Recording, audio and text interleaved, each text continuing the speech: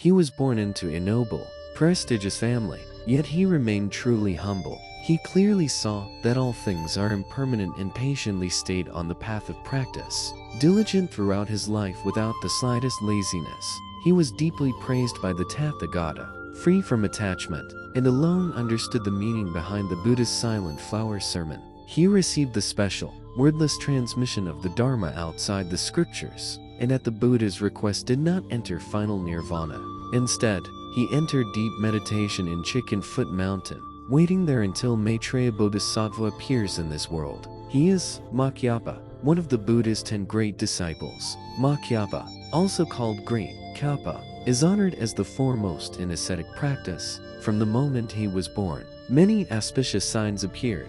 When his mother was about to give birth, she once rested under a great tree. Suddenly, a robe drifted down from the sky and landed on a branch. At that very moment, the Venerable Kyapa was born. A promise of 12 years with Bhikshuni Myalzyan, Kyapa was born into a distinguished and wealthy household. Yet he preferred to be alone, quietly cultivating the way. As he grew up, his resolve for the path only became stronger, and he had no wish to marry. Forced by his family, he eventually took a wife, but perhaps by divine arrangement. This woman also loved the pure, celibate life of practice. By nature she felt no attraction to wealth, sensual pleasure, fame, food, or sleep, and was weary of worldly desires. But they were husband and wife in name.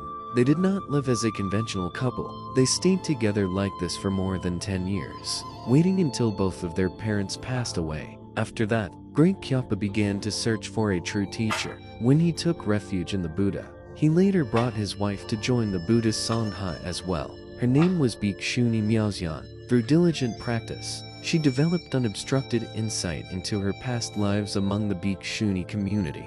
She too received the Buddha's praise. Listening to the Buddha's teachings, Great Kyapa fully realized the profound Dharma of the Four Noble Truths and the 12 links of dependent origination. Unlike many other disciples, he did not travel widely to teach the Dharma. Instead, he chose to remain deep in the mountains and forests, devoted to rigorous ascetic cultivation. He upheld the practice of eating only one meal at midday, and peacefully trained himself in the austere Buddha practices. Once, when the Buddha was teaching at the deer park, Great Kyapa came to listen. His robe was tattered, and his hair and beard had grown long and unkempt. The Buddha was deeply moved by the depth of his ascetic practice, and invited him to share half of his seat.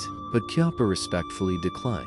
Later, the Buddha said that even if Kyapa had not met him in this life, through his own ascetic cultivation he would still have awakened and attained the realization of a Prataka Buddha, a solitary enlightened one. This is incredibly high praise. We must remember that the Buddha himself practiced the Bodhisattva path over countless lifetimes, and in this final life went through extreme hardship, even facing death many times. Before realizing Buddhahood, Kyapa's smile at the Buddha's flower is the famous founding story of the Chanzen tradition in Buddhism. The Venerable Mahākāśyapa was one of the Buddha's foremost disciples, and later became recognized as the first patriarch of Indian Chan.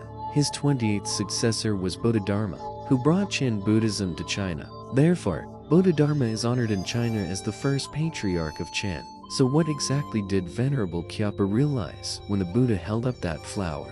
The Buddha later explained, when Mahākāśyapa gazed at the lotus, his mind was completely free of scattered thoughts. He silently experienced the pure beauty of that single flower, and so he smiled before all of you did.